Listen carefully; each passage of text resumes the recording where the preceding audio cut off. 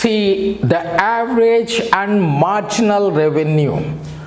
Average and marginal revenue curves under perfect competition.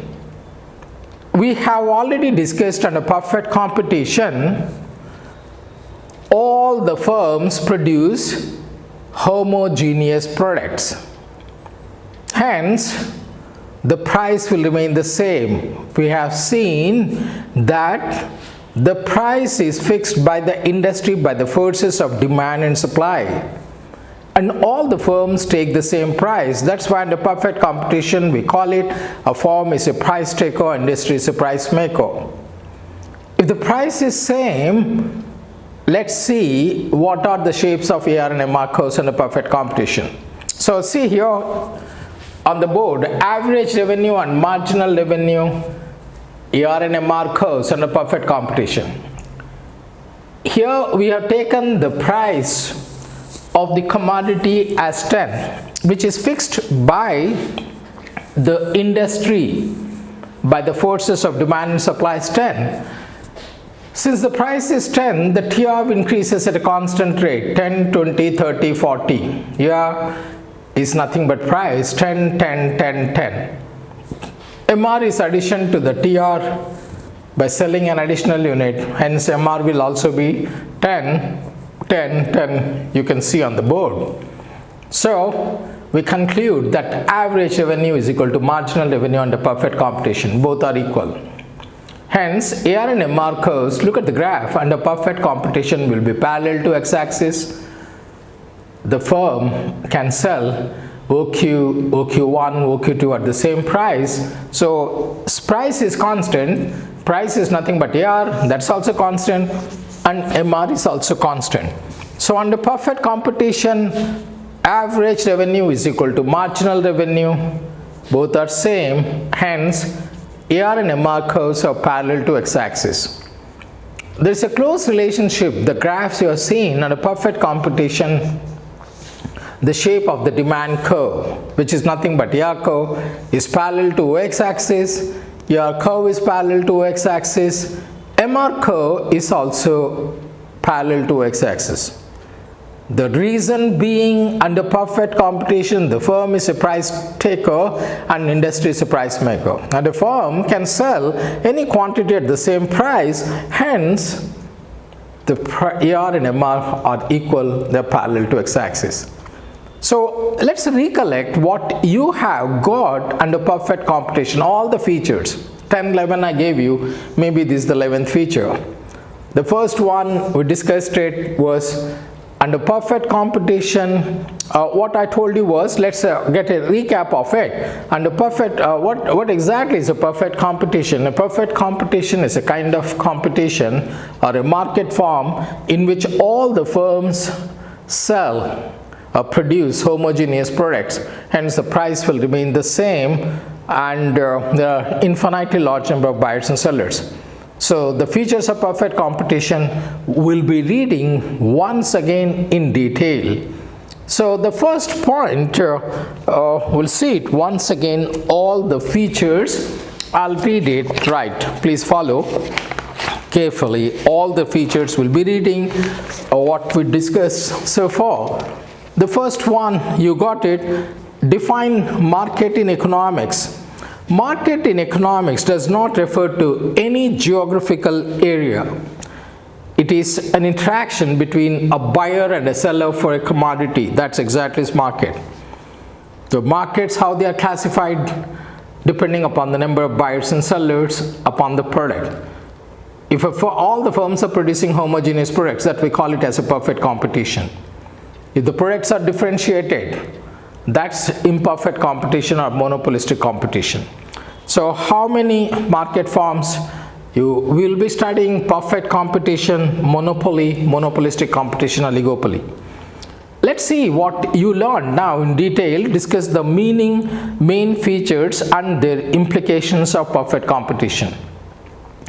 Perfect competition is a state of market in which there are a large number of buyers and sellers. A homogeneous product, the buyers and sellers have perfect knowledge and free entry and exit of firms. No individual buyer or seller can influence the market price. So this is the intro. Let's see the features of perfect competition and their implications. The first point, you have large number of buyers and sellers.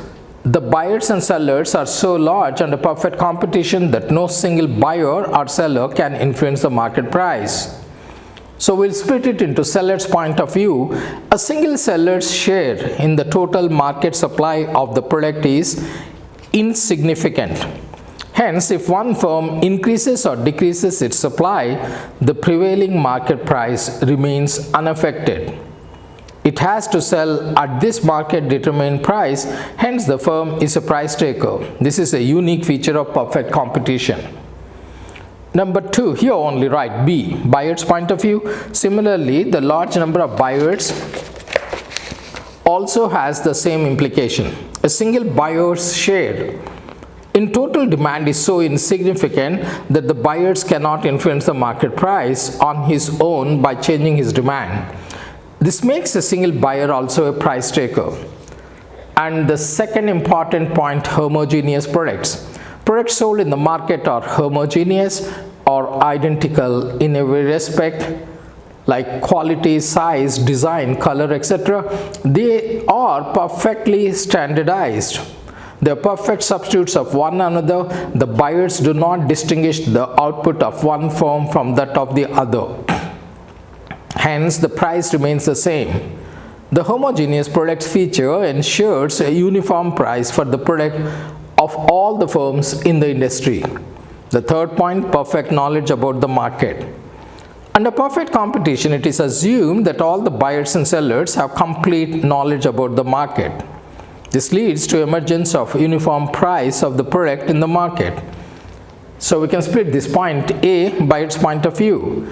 The buyers have perfect knowledge about the product and price. If the seller tries to sell it at a higher price than the prevailing uniform price, the buyers will not buy it. There is no ignorance factor operating in this market. The sellers do not charge a lower price due to ignorance. The buyers do not pay a higher price due to ignorance.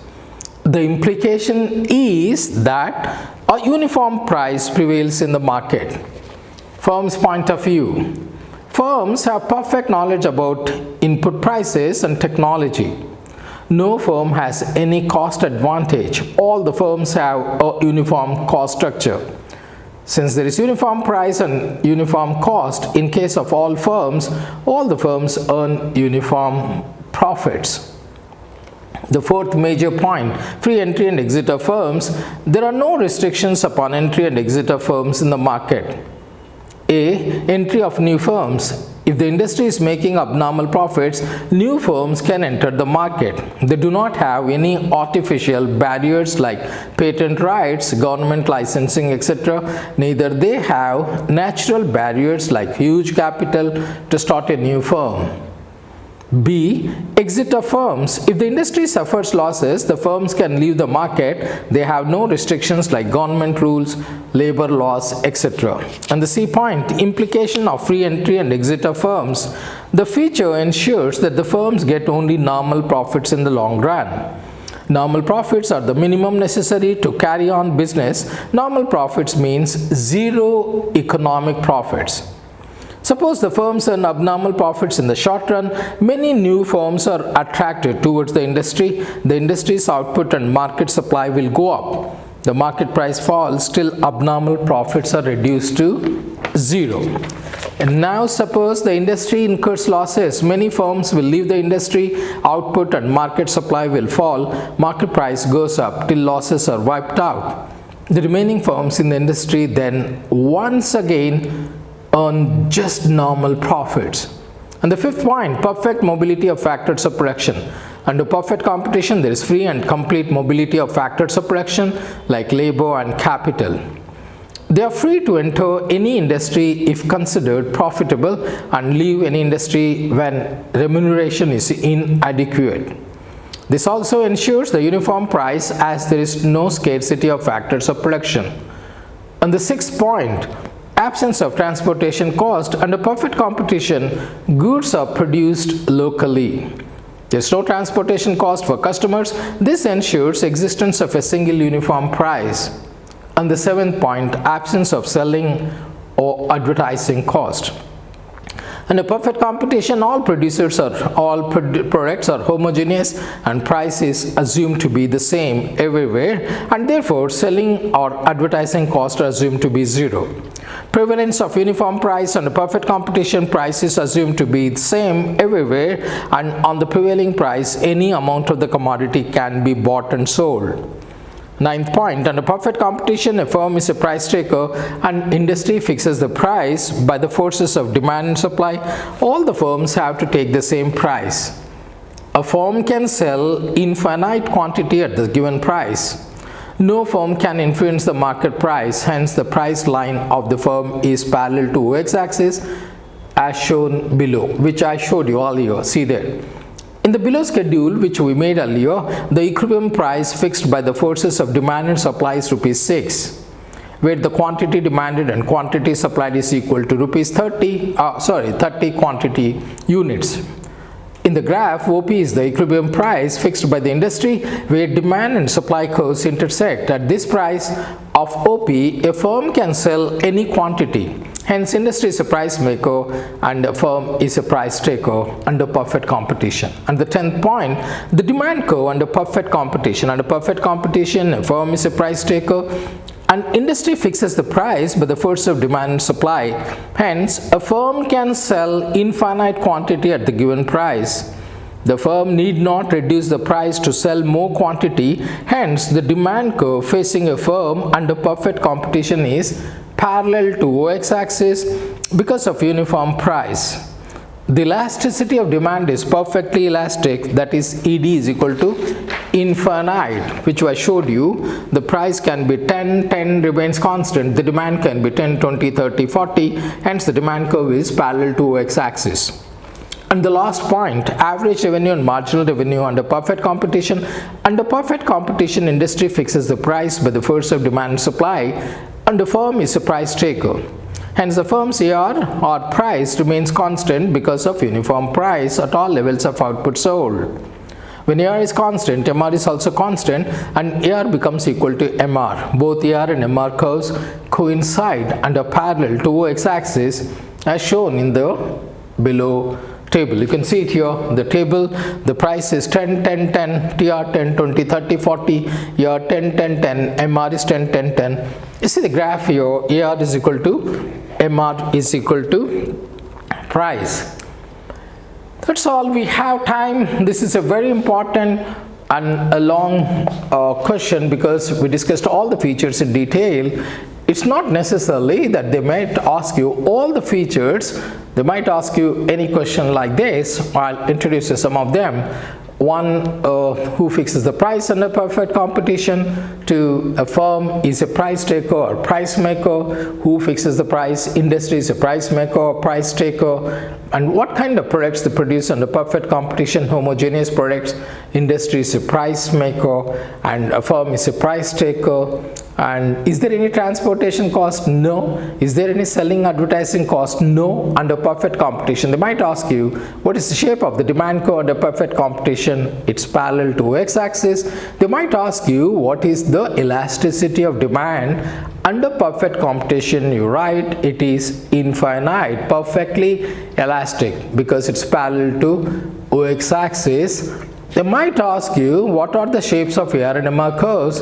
They're parallel, AR is equal to MR, they coincide with each other and are parallel to x-axis. They might ask you what happens under perfect competition if the industry is making abnormal profits. What happens to the firms? More firms are attracted towards the industry. If the industry is making abnormal profits, if the firms are making abnormal profits, more firms will come because of free entry. What happens when the industry is making losses or the firms are getting losses? Some of the firms will leave the industry.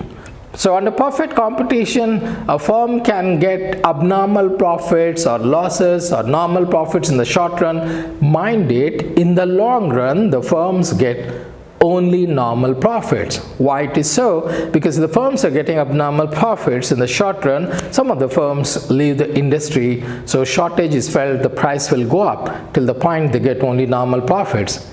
If the firms are getting abnormal profits in the short run, more new firms are attracted to the industry, supply will increase, the price will come down till the firms get only normal profits. That's all we have time for today's video. Learn properly all these topics. So till we meet next time, it's goodbye from Saddam Hussain. Before I say goodbye to you, I request you watch all the videos.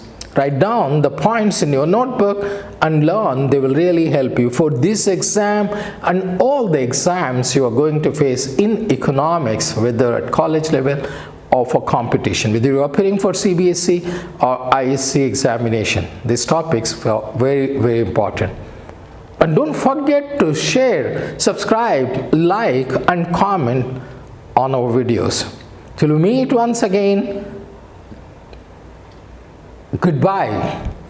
Thank you guys for watching. Bye-bye.